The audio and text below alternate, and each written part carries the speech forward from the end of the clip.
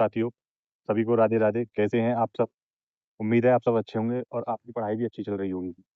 तो दोस्तों, हमने अभी तक 4-5 टॉपिक जो भी पढ़े हैं ना, इस भारत का संवैधानिक विकास, संविधान सभा, समितियाँ, स्रोत, ठीक है, प्रस्तावना, तो इससे रिलेटेड हम अब आज प्रैक्टिस करने वाले हैं। हम 30-40 क्वेश्चन की ऐसी प्रैक्टिस करने वाले हैं ताकि और भी आपसे एक भी क्वेश्चन नहीं बचे, ठीक है? बहुत ही अच्छे क्वेश्चन है आज के। देखिए, पहला क्वेश्चन, भारतीय संविधान के प्रारूप पर कुल कितने दिन तक बहस चली? यानी जो प्रारूप पर जो बहस चली थी, कितने दिन चली थी? 114 दिन चली थी, ठीक है? संविधान सभा के कुल कितने अधिवेशन हुए? तो टोटल कितने अधिवेशन हुए थे? 12 अधिवेशन हुए थे। अंतिम अधिवेशन कब हुआ था? 24 जनवरी 1950, ठीक है? निम्नलिखित में से किसका संबंध भारतीय संविधान की चित्रात्मक सजावट से है? यानी कि जो संविधान की सजावट करी थी, वो किसने करी थी? नंदलाल बोस ने, ठीक है? किसने? नंदलाल बोस ने। भारतीय संविधान में प्रथम एंग्लो इंडियन सदस्य के रूप में किसे नामित किया गया? Frank Anthony, Henry kidney, AH Stuart, Jerome D सूजा। तो जो प्रथम एंग्लो इंडियन के रूप में किसे नामित किया गया था? ये फ्रैंक एंथनी। इसमें संविधान सभा में, ठीक है? Frank Anthony. भारतीय संविधान सभा में प्रथम पारसी सदस्य कौन थे? फिरोज गांधी, पीसी या एचपी मोदी, या दादा भाई नौरोजी, या भिकाजी कामा। तो कौन थे प्रथम पारसी? वो थे एचपी मोदी, ठीक है? बिहारी नारायण रायजादा द्वारा लिखी गई संविधान की प्रति किस शैली में थी? तो देवनागरी, इटैलिक, रोमन, कैलीग्राफी नहीं थी, ठीक है? तो कौन सा हो जाएगा? इटैलिक, ठीक है? Option number B. Prem Bihari Narayan Raizada ने संविधान लिखने के लिए कौन सी शर्त रखी? संविधान पर उनका हस्ताक्षर हो, प्रत्येक पृष्ठ पर उनका नाम लिखा जाए, उन्हें पद्म पुरस्कार दिया जाए, केवल अंग्रेजी में प्रकाशित किया जाए। तो उनकी जो शर्त थी वो थी प्रत्येक पृष्ठ पर उनका नाम और अंतिम पृष्ठ पर उनके दादाजी का नाम, ठीक है? भारतीय संविधान के मूल दस्तावेज को अपने हाथों से लिखने वाले सुलेखक कौन थे? डॉक्टर बी आर अम्बेडकर, सच्चिदानंद सिन्हा, नंदलाल बोस, प्रेम बिहारी नारायण रायजादा। तो जो हाथ से किसने लिखा था? प्रेम बिहारी नारायण रायजादा ने, ठीक है? संविधान सभा ही कांग्रेस थी और कांग्रेसी भारत थी, यह कथन किसका था? Doctor Bhimrao Ambedkar, Jawaharlal Nehru, Granville Austin, या आर.सी. मजूमदार। तो ये कथन किसका था? ये था ग्रैनविल ऑस्टिन का, ठीक है? Option number C. Next, Mahatma Gandhi ने किस ब्रिटिश प्रस्ताव को उत्तर तिथि चेक कहा था? Mountbatten plan, Cripps mission, Simon commission, cabinet mission, ठीक है? तो किसको कहा था? क्रिप्स मिशन को। अगला क्वेश्चन, राष्ट्रगान राष्ट्रगीत को पहली बार कब गाया गया? तो देखिए, पहले मैं बता दूं, राष्ट्रगान और राष्ट्रगीत दोनों ही कब अपनाए कब गए थे? 24 जनवरी 1950 में, ठीक है? 24 जनवरी 1950 को ये दोनों अपनाए गए थे।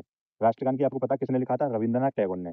और राष्ट्रगीत बंकिम चंद्र चटर्जी ने, ठीक है? तो ये जो संस्कृत में लिखा गया था राष्ट्रगीत, किसमें? संस्कृत भाषा में। और ये राष्ट्रगान किस भाषा में लिखा गया था? ये लिखा गया था बांग्ला भाषा में, ठीक है? बंगाली में, ठीक है? और यहीं पर अब बात करते हैं ये कब गाए गए थे। तो देखिए, राष्ट्रगान गाया गया था 26वां अधिवेशन, यानी भारतीय संविधान में, वो मतलब भारतीय में कांग्रेस का जो 26वां अधिवेशन कलकत्ता में था, उसमें गाया था। कब? 1911 में। कब? 1911 में। कौन? राष्ट्रगान। और राष्ट्रगीत की बात करें, 12वां अधिवेशन था कलकत्ता वाला, ठीक है? तो ये कब गाया था? 1896 में। कब? 1896, ठीक है? तो आप इसे भी याद रखिएगा। निम्नलिखित में से कौन संविधान सभा का हिस्सा नहीं थे? बेगम एजाज रसूल, राजकुमारी इमरत कौर, दक्षिणी वेलायुधन, इंदिरा गांधी। तो देखो, बेगम एजाज रसूल संविधान सभा की हिस्सा थी, ये भी थी। राजकुमारी इमरत कौर ये भी थी। दक्षिणी वेलायुधन ये भी संविधान सभा में शामिल थी, लेकिन इंदिरा गांधी नहीं थी। अब देखिए, अब मैं आपको बताऊं, बेगम एजाज रसूल कहाँ से थी? यूपी से, ठीक है? और ये राजकुमारी इमरत कौर कहाँ से थी? मध्य प्रांत से, ठीक है? कहाँ से थी? मध्य प्रांत। और दक्षिणी वेलायुधन मद्रास से थी, ठीक है? मद्रास से। देखिए, बेगम एजाज रसूल कौन थी? एकमात्र मुस्लिम महिला थी। राजकुमारी इमरत कौर प्रथम महिला कैबिनेट थी। दक्षिणी बेलायुधन ये कौन थी? प्रथम दलित महिला। कौन थी? प्रथम दलित महिला थी ये, ठीक है? संविधान सभा की प्रारूप समिति ने अपनी पहली रिपोर्ट संविधान सभा में कब प्रस्तुत की? 26 नवंबर 1947, 21 फरवरी 1948, 15 अगस्त 1947, 29 अगस्त 1947। जो प्रारूप समिति की पहली रिपोर्ट थी, कब हुई थी? 21 फरवरी 1948 को पेश की गई थी, ठीक है? Next question, VN. राव द्वारा तैयार किए गए संविधान के पहले प्रारूप में कुल कितने अनुच्छेद और अनुसूचियां थी? तो जो वी.एन. राव ने पहला प्रारूप मतलब पेश किया था, वो कब, कितने अनुच्छेद थे उसमें? 300, वो 243, ठीक है? कितने? 243। अनुसूचियां कितनी थी? 13। संविधान का पहला प्रारूप किसके द्वारा तैयार किया गया था? Sachchidananda Sinha, Jawaharlal Nehru, doctor B R Ambedkar. तो साथियों, यहाँ पर आप एक ऑप्शन और ऐड कर लीजिए, डी, वो वी.एन. राव, ठीक है? तो इसका आंसर क्या हो जाएगा? Doctor BN Rao, option number D BN Rao. ठीक है। प्रारूप समिति ने पहली रिपोर्ट कब पेश की? ये क्वेश्चन रिपीट हो गया है। क्या है इसका आंसर? 21 फरवरी 1948। संविधान का द्वितीय वाचन कब समाप्त हुआ?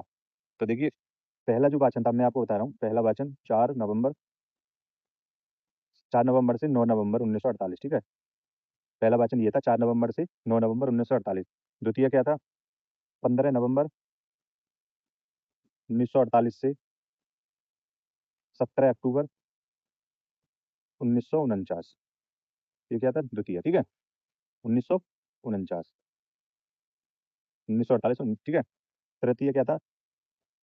14 नवंबर 1949 से 26 नवंबर 1949। ठीक है। तो आप ये याद रखिए। अब देखिए क्वेश्चन करते हैं। संविधान का द्वितीय वाचन कब समाप्त हुआ था? 17 अक्टूबर को। ठीक है। कब हुआ था? 17 अक्टूबर को, जो कि कब से चला था? 15 नवंबर 1948 से। ठीक है। संविधान का तृतीय वाचन किस तारीख को शुरू हुआ था? तो तृतीय वाचन कब शुरू हुआ था? 14 नवंबर 1949 से, और खत्म कब हुआ था? 26 नवंबर को। ठीक है। प्रारूप समिति द्वारा फरवरी 1948 में पेश की गई रिपोर्ट में कितनी अनुसूचियां थी? तो कितनी अनुसूचियां थी? 8। ठीक है। अगला क्वेश्चन। संविधान सभा का प्रथम वाचन कितने दिनों तक चला? जो प्रथम वाचन चला था 4 नवंबर से 9 नवंबर, कितने दिन? 5 दिन। ठीक है। अगला क्वेश्चन। भारतीय संविधान सभा के सचिव के रूप में किसे नियुक्त किया गया था? ऑप्शन है VN राव, HVR अयंगर, प्रेम बिहारी नारायण रायजादा, SN मुखर्जी। तो जो सचिव के रूप में चुना गया था, किसको चुना गया था? मतलब HV अयंगर को। किसको? HV अयंगर को। अगला क्वेश्चन। भारतीय संविधान में नियंत्रक एवं महालेखक लेखा परीक्षा का पद किस देश से अधिकृत किया गया है? ठीक है। जो संविधान में नियंत्रक एवं यानी कैग कैग का जो पद है, कहाँ से? तो ये है ब्रिटेन से। कहाँ से? ब्रिटेन से। अगला क्वेश्चन। भारत में राज्यपाल की नियुक्ति की प्रक्रिया किस देश से प्रेरित है? संयुक्त राज्य अमेरिका, आयरलैंड, कनाडा, ब्रिटेन। तो किस देश से है? कनाडा से। ठीक है। अगला क्वेश्चन। भारतीय संविधान किस प्रकार की नागरिकता को मान्यता देता है? द्वैध नागरिकता, बहु नागरिकता, एकल नागरिकता, संघीय नागरिकता। तो किस प्रकार की नागरिकता? तो वो है एकल नागरिकता। तो ये प्रावधान कहाँ से लिया था? ब्रिटेन से। कहाँ से? ब्रिटेन से। ठीक है। नेक्स्ट। किस माध्यम से ईसाई मिशनरियों को भारत में धर्म प्रचार करने की वैधानिक छूट प्राप्त हुई? तो 1793 का चार्टर एक्ट, 1813 का चार्टर एक्ट, 1853 का चार्टर एक्ट, या 1858 का भारत शासन अधिनियम। तो जो मिशनरियों को भारत में धर्म प्रचार करने की वैधानिक छूट मिली थी, वो कब मिली थी? 1813 में। ठीक है। 1813 का चार्टर एक्ट। भारत के राजनीतिक गतिरोधों को दूर करने के लिए क्रिप्स मिशन कब भारत आया? तो 15 अगस्त 1942, 15 मार्च 1942, 1 जनवरी 1942, या 8 अगस्त 1942। तो कब आया था? 22 मार्च 1942 को। ठीक है। नेक्स्ट। मोहम्मद अली जिन्ना ने किस अधिनियम को पूर्णतः सड़ा और मूल रूप से बुरा कहा था? 1909 का अधिनियम, 1919 का अधिनियम, 1935 का अधिनियम, 1947 का अधिनियम। तो किसको कहा था? ये कहा था 1935 का अधिनियम को। ठीक है। नेक्स्ट। बोर्ड ऑफ कंट्रोल और कोर्ट ऑफ डायरेक्टर को समाप्त कर उनके अधिकार किसे दिए गए? यानी कि जो BOD और COD का जो पद था, ठीक है, तो उन्हें समाप्त करके उसके जो अधिकार थे, किसको दे दिए? भारत सचिव को। किसको? भारत सचिव को। Option number B. अगला क्वेश्चन। किस एक्ट के द्वारा कंपनी के चीन के साथ व्यापार और चाय के व्यापार के एकाधिकार को बरकरार रखा गया? 1713 का रेगुलेटिंग एक्ट, 1714 का फिक्स एक्ट, 1813 का चार्टर एक्ट, 1833 का चार्टर एक्ट। तो मतलब जो कंपनी के ना, किस एक्ट के द्वारा कंपनी के, देखिए अगला क्वेश्चन है, किस एक्ट के द्वारा कंपनी के चीन के साथ व्यापार और चाय के व्यापार के एकाधिकार को बरकरार रखा गया? तो कब रखा गया था? 1813, जो कि 20 साल तक के लिए बढ़ा दिया था, जो कि पूर्णतः कब समाप्त किया गया था? 1833 में। ठीक है। अगला क्वेश्चन। वायसराय की कार्यपालिका परिषद के प्रथम भारतीय सदस्य कौन बने? ऑप्शन है दादा भाई नौरोजी, सत्येंद्र प्रसाद सिन्हा, गोपाल कृष्ण गोखले, सचिदानंद सिन्हा। तो कौन थे? वो थे सत्येंद्र प्रसाद सिन्हा। ठीक है। ऑप्शन नंबर बी सही हो जाएगा। अगला क्वेश्चन। 1935 के अधिनियम को अनेक ब्रेकों वाली इंजन रहित गाड़ी किसने कहा? महात्मा गांधी, जवाहरलाल नेहरू, मोहम्मद अली जिन्ना, या सरदार वल्लभ भाई पटेल। तो किसने कहा था? जवाहरलाल नेहरू ने। ऑप्शन नंबर बी सही हो जाएगा। नेक्स्ट। 1834 में किसकी अध्यक्षता में प्रथम विधि आयोग का गठन हुआ? Lord Dalhousie, Lord Canning, Lord William Bentinck, Lord Macaulay. तो किसकी अध्यक्षता में हुआ था? Lord Macaulay. समाजवादी शब्द संविधान के किस भाग में जोड़ा गया? मूलाधिकार, नीति निर्देशक तत्व, प्रस्तावना या अनुच्छेद 19 में? तो किस में जोड़ा गया था? प्रस्तावना में। कब जोड़ा गया था? 42वां संविधान संशोधन 1976 में। ठीक है, आप इसे भी याद रखेंगे। नेक्स्ट क्वेश्चन, विश्व का सबसे बड़ा लिखित संविधान किस देश का है?